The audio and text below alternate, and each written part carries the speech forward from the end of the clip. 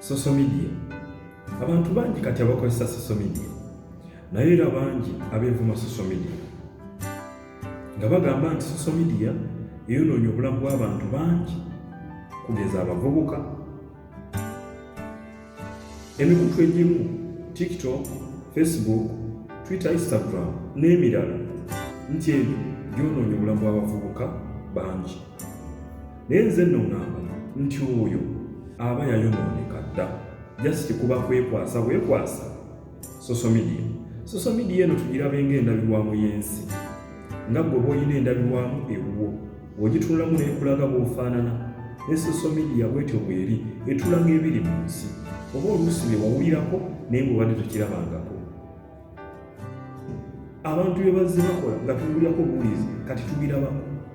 Social media eno abantu abagikozesezza obulungi, mwana wattu bagyenyumirizaamu, ekyusizza obulamu bwabwe. Nze nga apu gye nnali sirowooza nti oba naye amakulu muntu kugibeerako. Kati essaawa zino kuliko companies ez'amaanyi ye TikTok.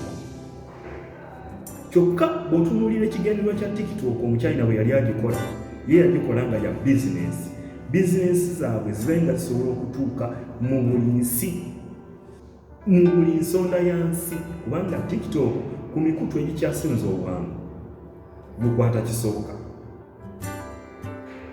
Tukwata essimu zino